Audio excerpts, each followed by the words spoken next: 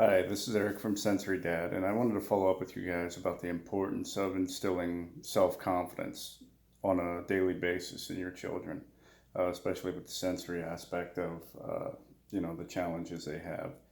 So today we had a psychological reevaluation for his services that he receives from the wraparound and the BSC in school and sometimes out of school. So basically, I think I talked in the prior videos that we had some trouble with the Montessori school and that philosophy to where you'd be isolated.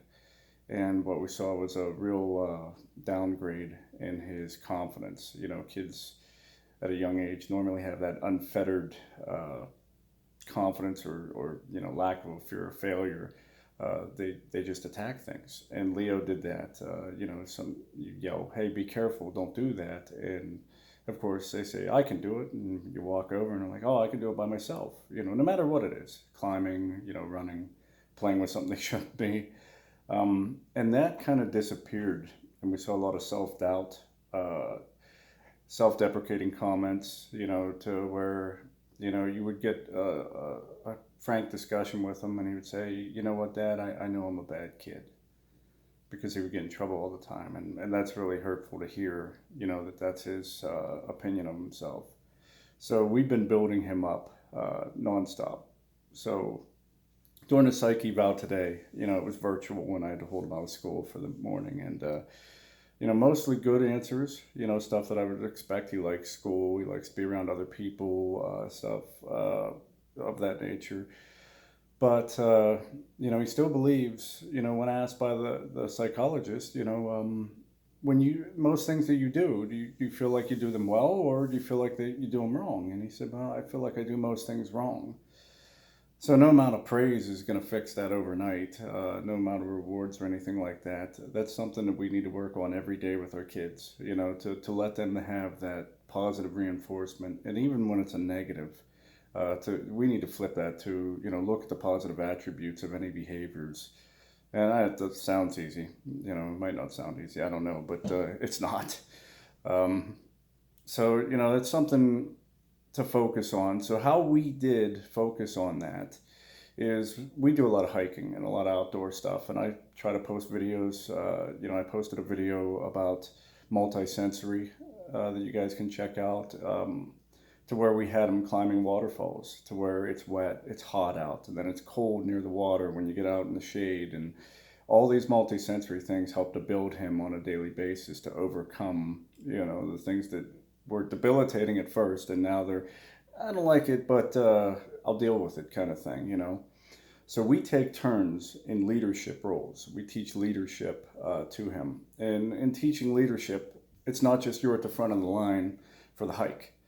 You have to be conscious of the people that you're leading. You look at a wolf pack, and when we had trouble with standing in lines and waiting for things, we taught them that, you're strong. You may be the strongest wolf out of all of us, but the strong ones go in the back of the line, and the weak ones are in the middle, so that they're protected. And the second strongest goes to the front of the line, and they set the pace for everybody. And the pace has to consider every one of the people in that pack. So he has to show concern. So when he's hiking and maybe there's a big log to get over, the first thing you need to do is, once you traverse that obstacle, you need to turn around and you need to look at everybody else coming. Is your sister or your little brother going to have issues with that? You need to come help them. You need to check on them. If there's a jagger bush out, you need to hold that and let people get past. And the safety of your group is on you.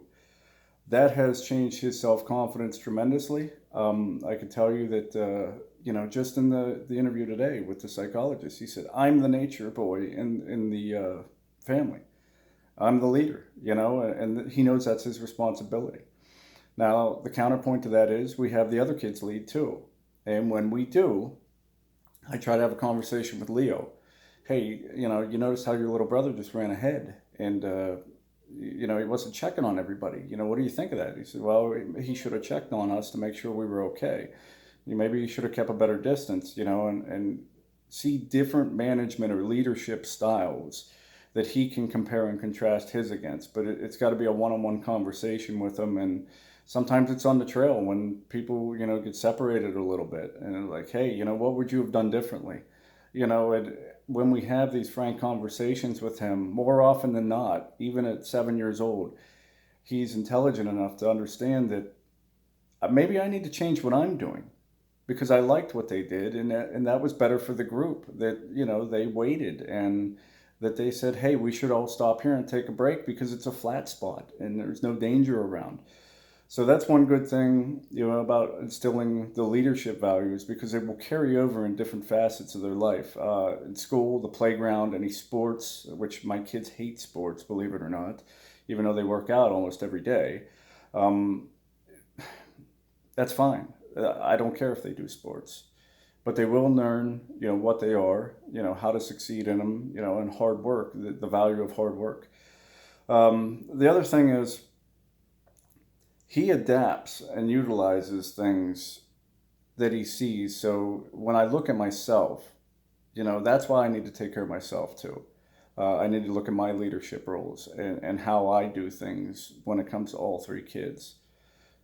They're so impressionable that they're going to emulate you in almost any way. And I know that I'm, speaking to the choir here, but if you can curb frustration and look at everything in a positive light, even when it's a negative, and be able to flip the situation like a good manager can a lot of times, um, it's going to have a really positive impact on your children. As I said, thanks everybody for watching the videos. If you have any questions or anything, go ahead and post them to Sensory Dad. If you have any situations you want me to think about or look at or discuss that you've gone through, that maybe we've gone through and I just haven't covered it yet, feel free to send me a message. I'm very responsive to this, and this is helping me a lot. I certainly hope it's helping you guys a lot, and I'm going to be here. I'm going to be here putting in the work and working on these kids every day to make them better. Thank you.